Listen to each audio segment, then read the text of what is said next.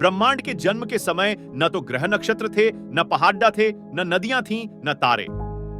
जितना भी जिस रूप में था, बस ब्रह्मांड था और यह आकार ले रहा था।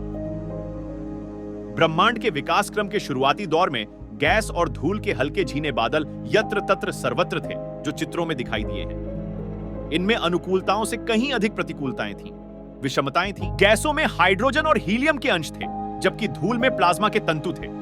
गोया धीरे धीरे गैसों तथा धूल का विशाल बादली स्वरूप एक एक केंद्र पर केंद्रित होकर गुरुत्वाकर्षण के बल पर गहरे और घनीभूत होने लगे। यह वह समय था जब ब्रह्मांड में वातावरण बेहद घना और गर्म था। क्योंकि ब्रह्मांड एक भयंकर विस्फोट के फलस्वरूप जन्मा था, इसलिए आग का गोला था।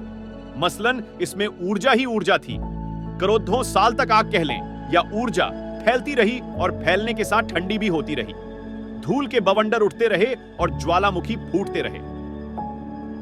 गुरुत्वाकर्षण की शक्ति का बल भी ब्रह्मांड के जन्म के साथ ही उत्पन्न हुआ, जिसने कालांतर में अस्तित्व में आने वाले ग्रह नक्षत्रों को अपने संतुलन से साधने का काम किया। धीरे धीरे फैलते हुए पदार्थ यहां वहां पिंडों का रूप लेने लगे।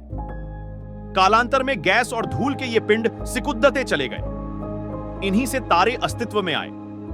इन्हीं तारों के समूह को निहारिका, मंदाकिनी और आकाशगंगा कहा गया है।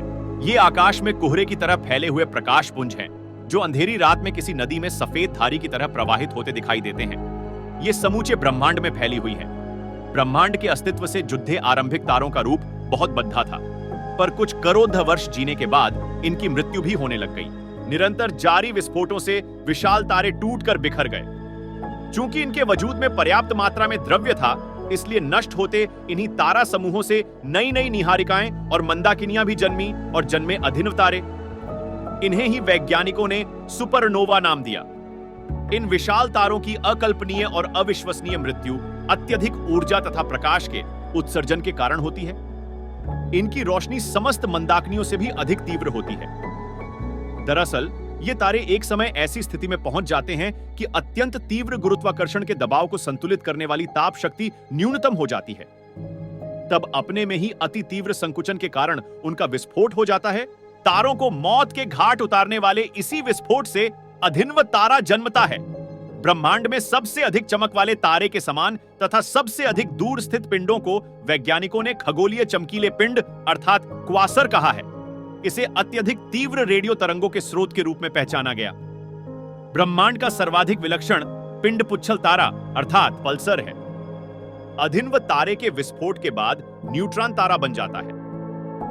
पल्सर तारों की तरंगें ब्रह्मांड में स्पंदन मसलन कंपायमान के रूप में अनवरत चलायमान रहती हैं। यही विचित्र और अदृश्य ब्रह्मांड का ऐसा रहस्य है जो स्पंदनों में विकिरण उत्पन्न करने की क्षमता रखता है, और वह भी एक निश्चित आनुपातिक और अनुशासित आवृत्ति में। हालांकि अब मनुष्य ने यह भी जान लिया है कि न्यूट्रॉन तारे अधिकतम तीव्र चुंबक मंडल के कारण तरंगों का विकिरण केवल ध्रुवों से ही करते हैं, और वे भी अपने अक्ष पर घूर्णन करते हैं। इस तरह प्रकाश स्तंभ का प्रकाश स्रोत भी घूमता रहता है और देखने वाले को वह प्रकाश स्पंदनों के रूप में दिखता है।